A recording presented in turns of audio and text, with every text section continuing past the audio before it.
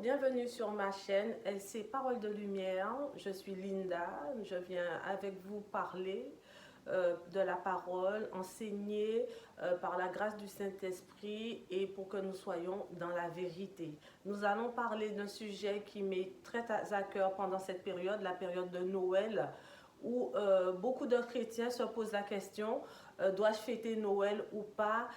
Est-ce que Noël c'est biblique? Alors ensemble nous allons voir qu'est-ce qu'en dit la parole, parce que nous savons que nous avons notre Bible, la parole à qui nous pouvons nous référer, et aussi le Saint-Esprit qui doit nous éduquer, qui est là qui est venu pour ça dans toute sa gloire, pour nous éduquer, nous enseigner, pour que nous soyons dans la vérité. Alors nous allons parler tout d'abord de la Noël, la fête de la Noël. Qu'est-ce que c'est pour chacun de nous? La fête de la Noël. Alors nous savons que la fête de la Noël, quand nous faisons des recherches sur Google comme ressource, nous avons sur Google plusieurs sources qui nous parlent de la Noël comme fête dans les périodes antiques, comme une fête païenne. La fête de Noël n'existait pas. C'était une fête païenne. Si nous voulons être logiques, c'est normal puisque au début, il y avait effectivement les juifs, il y avait les païens, mais il n'y avait pas les chrétiens. D'accord? Donc, les sources nous disent que Noël n'existait pas. Noël, c'était une fête païenne qu'on fêtait à la période de l'hiver. C'était fêté en fait l'hiver. Et donc vous allez, si vous faites des recherches, retrouver que plusieurs dieux étaient adorés, le roi soleil, etc., étaient adorés à cette période de l'hiver. Donc c'était une période d'hiver. Et c'est pour ça, bien sûr, que beaucoup, du coup, fêtent Noël. Cette fête est restée pour cette période d'hiver. D'accord? Ça, c'est le côté littéraire, d'accord? Parce que ça, nous ne retrouvons pas dans la Bible. Que ça soit une fête païenne, nous ne le retrouvons pas. Mais qu'est-ce que nous retrouvons dans la Bible au sujet de cette fête? D'accord? Nous savons que Noël, nous fêtons la fête de Jésus, la naissance de Jésus plus précisément. Nous savons que Jésus est né à Bethléem, nous savons qu'il est né dans une crèche, et donc nous avons pris symboliquement cette histoire, cette partie en tout cas du récit de Jésus pour la mettre dans la fête de Noël. Donc nous pouvons retrouver l'histoire de la naissance de Jésus dans les évangiles, bien sûr, notamment dans Luc. Alors avec moi, vous allez prendre vos Bibles et nous allons dans Luc 2, verset 4, là où nous allons trouver l'apôtre Luc, un des disciples de Jésus, qui relate bien sûr la naissance de Jésus. Alors dans le Luc 2, verset 4 jusqu'à 7, il dit quoi? Il dit: Joseph aussi monta de la Galilée, de la ville de Nazareth. Nous savons que Joseph, c'était le père de Jésus, et Marie, bien sûr, était sa mère. Donc Joseph aussi monta de la Galilée, de la ville de Nazareth, pour se rendre en Judée, dans la ville de David, appelée Bethléem, parce qu'il était de la maison de la famille de David, afin de se faire inscrire avec Marie, sa fiancée, qui était enceinte. Pendant qu'il était là, le temps où Marie devait accoucher arriva, et elle enfanta son premier-né et l'emmaillota et le coucha dans une crèche, parce qu'il n'y avait pas de place pour eux dans l'hôtellerie.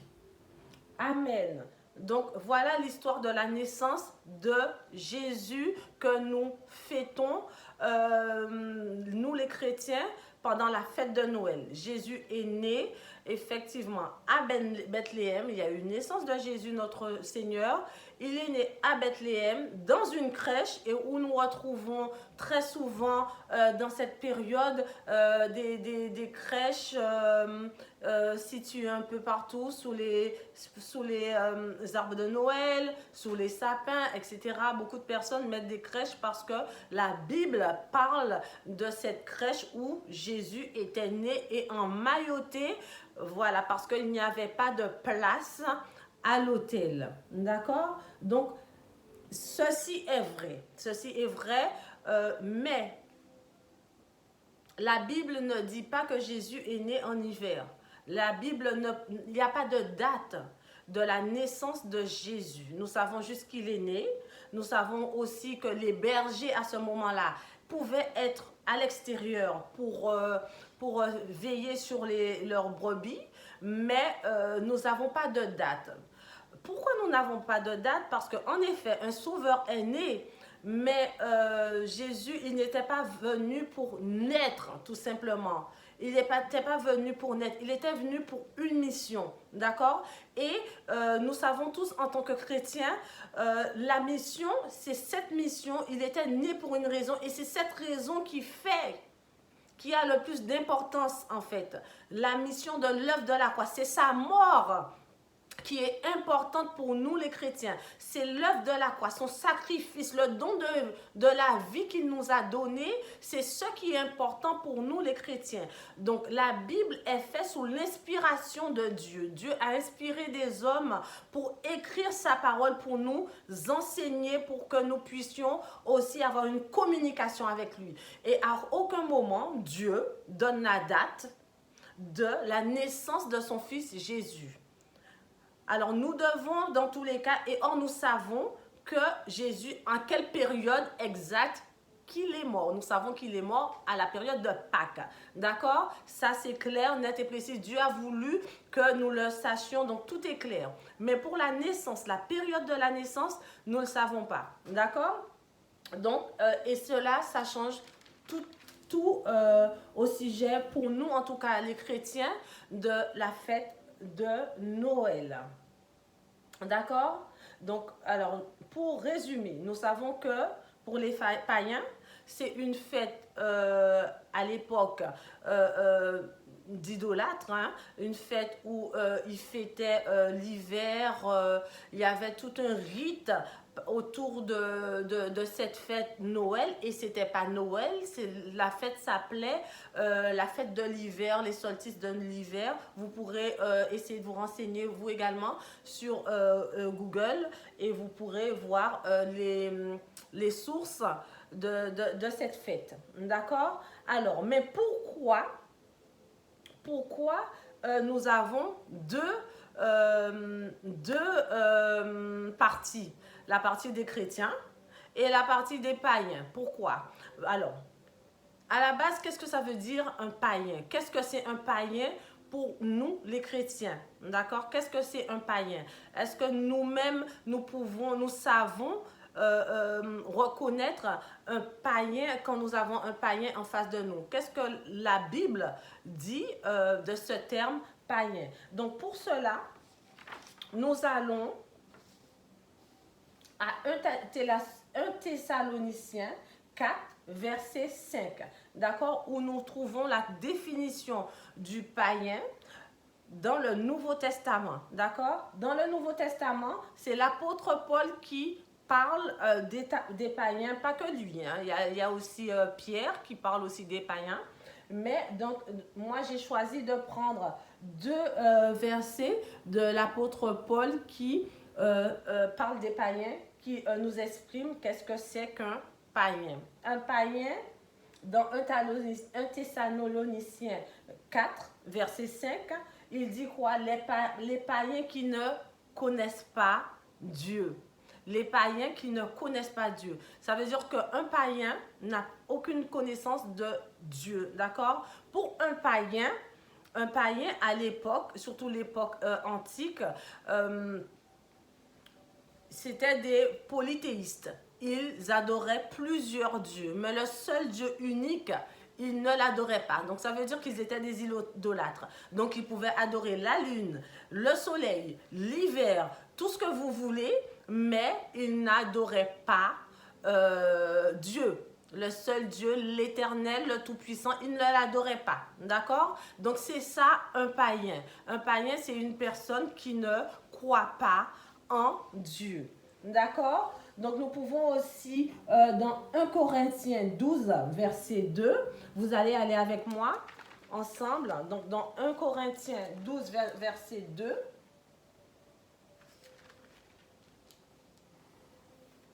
que dit la parole? Toujours l'apôtre Paul qui parle des païens. Vous savez que lorsque vous étiez païens, vous vous laissiez entraîner vers les idoles muettes selon que vous étiez conduits. C'est pourquoi je vous déclare que personne, s'il parle par l'Esprit de Dieu, ne dit Jésus est anathème. Et que personne ne peut dire Jésus et que personne ne peut dire Jésus est le Seigneur s'il n'est pas par le Saint-Esprit. Amen. Alors ça veut dire quoi? Ça veut dire qu'un païen ne connaît pas Jésus, n'a pas accepté Jésus, donc il n'a pas reçu le Saint-Esprit, donc il ne peut pas confesser Jésus. Donc ce sont des idolâtres. Jusqu'à la journée d'aujourd'hui, nous avons des païens. Alors, nous-mêmes qui sommes chrétiens, un chrétien, qu'est-ce que c'est? Un chrétien, c'est une personne qui s'est repenti de ses péchés, nous sommes d'accord. Un chrétien, c'est une personne qui a confessé ses péchés et qui a confessé aussi que Jésus est son Seigneur et Sauveur. Et lorsqu'il a fait ça, il a reçu le Saint-Esprit qui est venu l'éduquer, l'enseigner, marcher avec lui. D'accord? Donc, et cette personne reconnaît bien sûr Jésus. D'accord? Donc, pour cela, nous savons que nous avons cette différence entre les païens et nous. La parole dit également, vous êtes dans ce monde, mais vous n'êtes plus de ce monde. D'accord? À partir du moment que nous avons choisi de suivre Jésus, notre Seigneur, eh bien, nous sommes dans ce monde, nous sommes des voyageurs. Nous n'appartenons plus à ce monde, nous appartenons au royaume de Dieu. D'accord? Donc cela fait toute la différence et cela prend forme. D'accord? Donc maintenant, nous sommes dans ce monde. Nous avons cette fête que tout le monde fête sans savoir pour autant qu'est-ce que ça veut dire. Mais la parole dit que Jésus, c'est la vérité, le chemin et la vie. Et par le Saint-Esprit, nous pouvons connaître la vérité. Donc, par le Saint-Esprit, moi en tout cas, j'ai eu sur le cœur de faire cette vidéo pour vous expliquer clairement qu'est-ce que cette fête. Alors, maintenant, comment nous pouvons vivre avec cette fête dans ce monde? D'accord? Alors, Noël, souvent, on parle d'une fête de nos jours maintenant, commerciale, une fête où tout le monde peut se retrouver, ou une fête où on peut partager, où on peut échanger, une fête aussi où il peut y avoir des orgies, d'alcool, de tout et rien du tout. Alors nous, en tant que chrétiens, comment nous pouvons nous comporter? Là, c'est plutôt là mon interrogation. Alors, moi, de mon côté, je suis une personne, quand j'étais dans le monde, je fêtais toujours Noël, bien sûr. Je fêtais Noël machinalement, sans vraiment savoir pourquoi. C'était le moment de s'amuser. Donc, je m'amusais avec ma famille, avec mes amis, etc. Non, mais quand je suis venue au Seigneur, la question s'est présentée. Qu'est-ce que Noël? Donc, après les recherches, la vérité m'est venue. Qu'est-ce que c'est que Noël? Alors, mais Jésus, il est venu pour nous libérer, d'accord? Pour que nous ne puissions pas avoir de joug. C'est-à-dire que pour autant, est-ce que je vais m'enfermer? Est-ce que je vais bannir toutes les personnes qui fêtent Noël? Est-ce que mes enfants vont être pénalisés? Est-ce que je vais m'isoler? Parce que les Écritures, en tout cas, les ressources disent que c'est une fête une fête païenne, d'accord? Alors moi, j'ai choisi de donner de l'amour, j'ai choisi de partager de l'amour dans cette période et j'ai choisi d'avoir un cœur, de vivre. Alors, je ne suis pas de ce monde, mais je vis dans ce monde et je peux apporter du mien. Parce que le Seigneur, qu'est-ce qu'il a dit dans sa parole? Il a dit, je suis le sel de la terre, je suis la lumière de ce monde. Donc, à travers cette fête, qui n'est pas la mienne, certes, parce que je sais que Jésus n'est pas Jésus, je ne fête pas la naissance spécialement de Jésus, je fête l'œuvre à la croix qui se fait au moment de Pâques, mais je peux choisir de partager un moment d'amour, d'échange en famille, d'accord? Parce que qu'est-ce que la parole dit? La parole dit, aimez-vous les uns les autres. Toujours offrir, d'accord? Donc, toutes les raisons, tous les prétextes sont possibles pour donner de l'amour, partager de l'amour. Est-ce que nous sommes dans les polémiques? Non. Le Seigneur, la parole dit, alors, éviter les paroles vaines, d'accord? Nous ne sommes pas là pour faire les paroles vaines, mais nous sommes là pour, en toute chose, adorer le Seigneur. Dans nos vies, dans nos comportements, dans tout ce que nous faisons pour lui rendre gloire, en toute chose, d'accord? Alors moi, personnellement, en tant que servante du Seigneur, j'ai choisi de donner de l'amour dans cette période. Et je choisis aussi, donc, par rapport à la parole qui dit, alors qui n'est pas dans la période de Noël, hein, mais c'est un psaume qui prend tout son sens. C'est le psaume 133. Vous pourrez prendre votre Bible. Le psaume 133 dit, c'est un psaume de David, voici, oh, qu'il est agréable, qu'il est doux pour les frères de demeurer ensemble. C'est comme l'huile précieuse qui, répandue sur la tête, descend sur la barbe d'Aaron, qui descend sur le bord de ses vêtements. C'est comme la rosée de l'Hermon qui descend sur les montagnes de Sion. Car c'est là que l'Éternel envoie la bénédiction, la vie pour l'éternité. Amen. Donc, pourquoi pas se retrouver en famille, échanger des cadeaux pour la gloire de Dieu, échanger de l'amour fraternel, familial, donner, partager, recevoir, et d'autant plus que nous allons recevoir de la part de notre famille, de nos amis, tout ça en respectant, en ayant la crainte de Dieu, et ce sera toujours pour sa gloire, n'est-ce pas? Et nous allons aussi, la parole le dit lui-même, car c'est là que l'Éternel envoie la bénédiction, la vie pour l'éternité. Amen. Donc, marchons dans l'amour, c'est ce que Dieu demande. Dieu ne nous demande pas de polémiquer sur des choses que nous-mêmes, nous ne savons pas, qui est de période antique, mais en toute chose, de lui donner gloire et de partager de l'amour. Jésus, il a dit, tous les commandements sont regroupés en un seul, l'amour. Aimez-vous les uns les autres. Donc, cette période de Noël, c'est une période où nous pouvons, voilà, partager l'amour, partager des petits présents, partager un sourire, partager un repas, partager un geste de tendresse. Il y a tellement de choses à partager. N'oubliez pas, frères et sœurs, vous êtes la lumière du monde, le sel de la terre. Nous ne sommes pas là pour polémiquer, mais nous sommes là pour témoigner de Jésus qui vit en nous et qui est tout le temps avec nous. D'accord? Donc, c'est ça notre but principal, témoigner de Jésus au quotidien, peu importe les fêtes, peu importe les fêtes.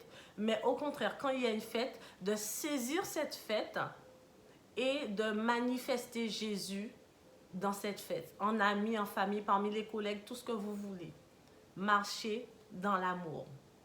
Voilà, donc c'est ça. Donc nous allons prier pour que nous puissions avoir le discernement sur les fêtes et que nous puissions rendre gloire à Dieu dans tout ce que nous faisons, parce qu'il doit être le centre de nos vies avant tout. D'accord? Donc, je vous invite avec moi à prier pour que le Seigneur puisse nous donner l'esprit de discernement, pour que nous ne partions pas à gauche, à droite, mais tout d'abord que nous restions fixés sur la parole et sur lui. D'accord? Nous allons prier.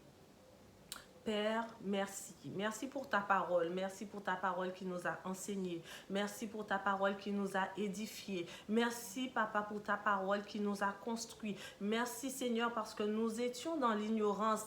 Seigneur, nous étions partagés, Seigneur, Papa. Mais grâce à la vérité, Jésus, mon roi, tu nous as dit, Seigneur, que tu es la vérité, le chemin et la vie. Tu viens nous apporter la vie. Par le Saint-Esprit, tu nous instruis, Seigneur. Nous voulons te rendre gloire. Nous voulons te remercier, Seigneur, pour ce moment, pour ta parole. Parce que tu nous as éclairci, Seigneur, Papa. Nous savons que, Seigneur, que à toi revient toute la gloire en toutes choses. L'amour, Seigneur, c'est le numéro 1 de tous les commandements, Seigneur, Papa. Parce que, Seigneur, Papa, nous devons marcher dans l'amour. Nous devons être tes témoins, Seigneur. Nous te disons merci, Seigneur, Papa, pour les moments, Seigneur, que tu Père, nous permet, Seigneur, pour que nous puissions être en famille, pour que nous puissions partager l'amour, partager un bon repas, partager pour que tu puisses nous bénir, Seigneur, Papa, pour que ta présence puisse être glorifiée, Seigneur, à travers tout moment pendant cette période, Seigneur, Papa. Nous te remercions, nous te glorifions, Seigneur Dieu, Papa. Seigneur, nous voulons, Seigneur, Papa, que tout esprit, nous prenons autorité dans le nom de Jésus, tout esprit de mensonges, que nous puissions les chasser et que, Père, au nom de Jésus, que tu nous donnes le discernement, l'esprit de discernement, Seigneur, Papa, parce que tu as dit dans ta parole, éprouver les esprits, Seigneur, Papa. Donne-nous cet esprit de discernement afin que, Seigneur, Papa, nous puissions marcher dans ta vérité et ta vérité seule. Merci, Seigneur. Merci, mon Dieu. Nous te louons. Je te loue pour ce moment. Je te glorifie. À toi seul soit la gloire. Merci, Jésus. Merci, mon roi, pour chaque personne qui va recevoir ce message et dont son âme, son esprit va grandir, va être enrichi, Seigneur, Papa, par ta parole. Nous te disons merci, nous te louons, nous te glorifions. Dans le nom de Jésus, j'ai ainsi prié. Amen.